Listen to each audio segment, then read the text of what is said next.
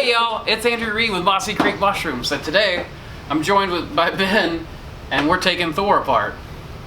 Yeah, so we want to talk a little bit about the process that led to this beastie, and we're even going to pull apart the shroud of Thor so you can see what's going on inside. Absolutely. We've had a lot of questions.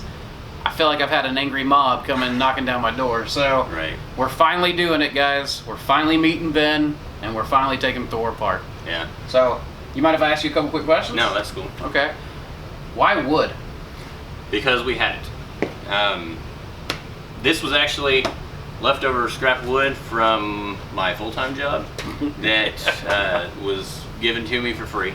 And then, interestingly enough, the 2x4 that's holding it all together was reclaimed from a wall that I took apart. So From this house? from this house, yes. From this house. Which, you mind if I say that? No, that's fine. Ben grew up in this house. Yeah. So This is my childhood home. So it is interesting to see the evolution of this particular environment. But yeah, so my dad built the wall that that the 2x4 that the 2x4 was taken back out of. So sentimental value, I guess. Yeah, But we'll go with that. honestly, the thing was, at that point in time, we were a small operation. We were changing the way we were doing things and didn't know what route was going to work. So we experimented on the cheap. And in this case, it was free. Yeah. Just leftover materials.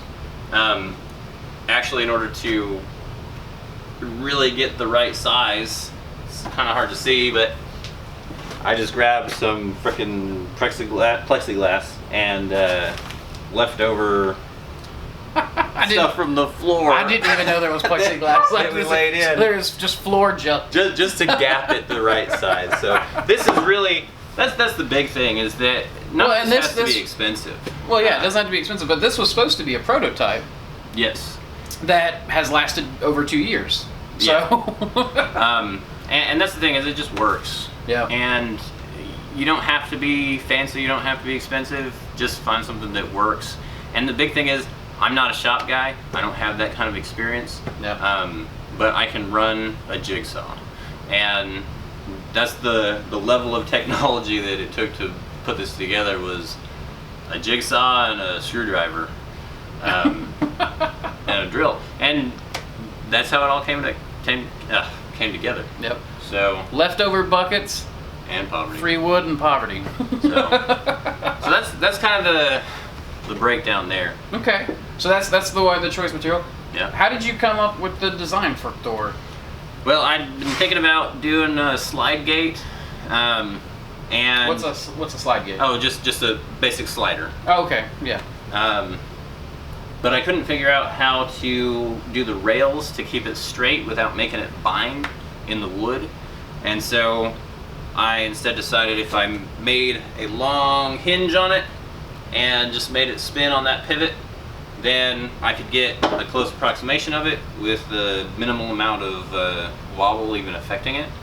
And so I just grabbed a piece of string, lined it up on a 2x4 sheet of plywood that I had cut out, and Like 2 foot by 4 foot.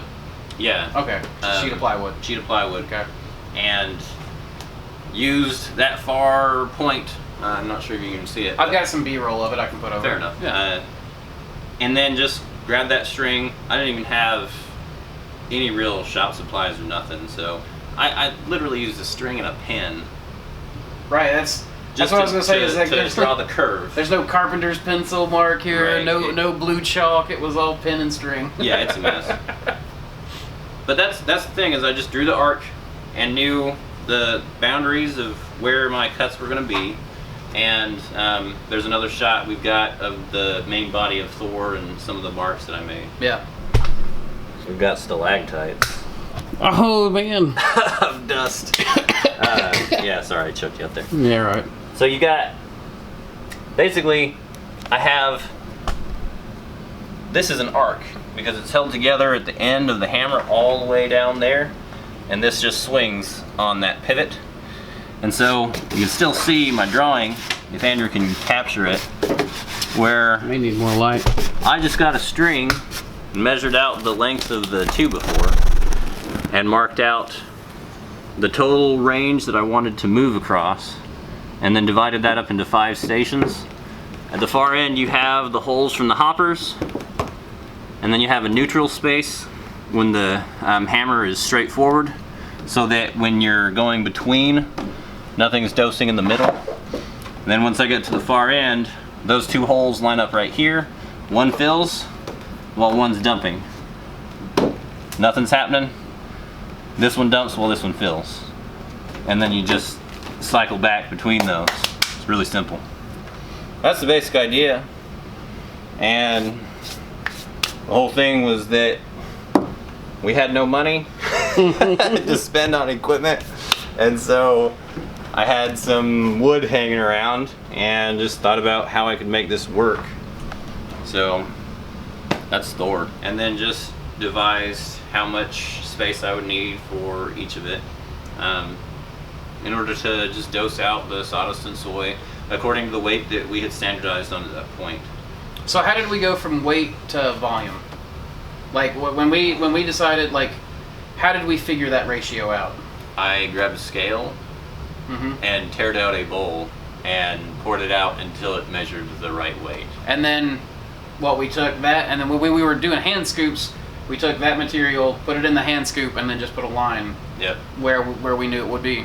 And then just to convert it to this, I have it explained in a different segment that we filmed when we were taking this apart. But I just put these 4 pieces together and wrapped a rubber band around them in order to keep them solid, and then poured out that amount into it, marked the line at the level where it was full, and then just cut those out. And that's how I built this box. And then I have the larger frame that's extra wide to keep the material from falling out when when it's at the far extension.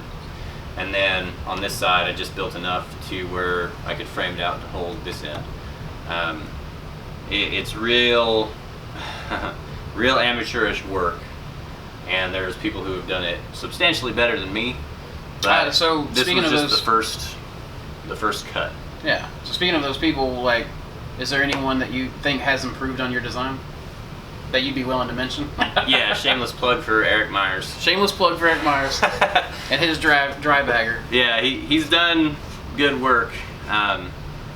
There's also a few baggers that have been made with names that can't be spoken in polite company. Yeah. That I'm aware of, but yeah, Eric's working on actually bringing this basic. I mean, it's different, but the idea of the volumetric bagger, he's bringing it to market, and I think he's doing great work there. Yeah, and some of our consults have actually built their own versions of these, and some of them are improved versions, and some of them are. I think all of them are improved. Yeah, all versions. of them are improved versions for sure. You got to start somewhere. But you don't get to see those unless you join the Mossback Mushroom Growers Network on Facebook, and you don't get there without getting into a consult. But we get to have those guys in there, and we all chit-chat back and forth about designs and where we're going just in general as far as our growth. And that's just because we grow differently than any other grower that we know of. So yeah, we have a unique philosophy for sure. Absolutely. And I think it's proven itself over time. So is there anything else that you think anyone who wants to try to make their own Thor should know that you're not going to put in a written form later? Yeah, I guess the big thing is don't be afraid to do it wrong. Yeah, that's pretty much our motto here. Yeah, and is it Joel Salatin that says that I heard say, if something's worth doing, it's worth doing wrong. Worth doing wrong. Yep. And another one that I've mentioned a number of times is plan on throwing one away. Yeah. Don't be concerned about it. That's why I experiment on the cheap. Is you build it, you're generally going to do some things wrong, and you're going to learn from it, and you just want to be able to not have too much concern when you outgrow it. Yeah. Now this one, we did a good enough job, I guess, the first round, to where we've just continued suffering through how bad it is. But it works, and like it's really not that bad. I feel like he's joking. Now I mean it's bad, but in that it was made with poverty, but it's honestly it is so much less backbreaking. It does its job. It does its job well. There's a reason why we called it Thor. Really, Ben called it Thor, and part of it was because of the hammer. But the joke here is that, you know, Thor was from Norse religion was the friend of man. The friend of man, and so here now this device here is called Thor, friend of man. So yeah, it's definitely worth saving your back over. So that's right. Well, would you mind telling us a couple improvements that you would like to see on the next version of Thor that you're going to be building? Well, yeah, and this is something that apparently was immediately obvious when we made this information public, was you can integrate the water. You can't see it from here, but right up there is Mousetrap. And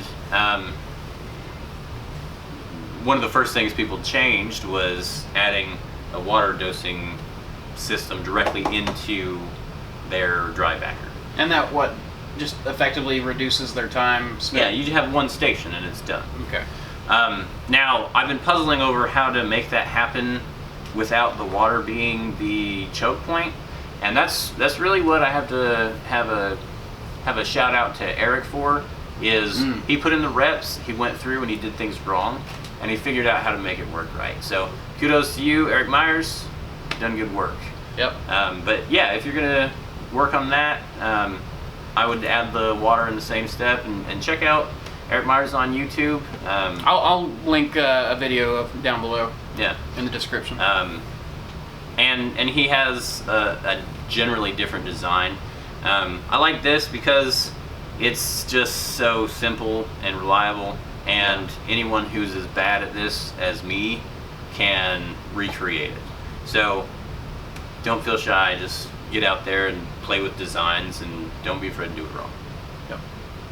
Well, on that note, I think we'll end it. If you guys want to see more videos like this, please subscribe to our channel. And if you enjoyed hanging out with me and Ben here, please give us a nice thumbs up. Check out our blog at mossykreekmushrooms.com. And as always, guys, keep spawning culture.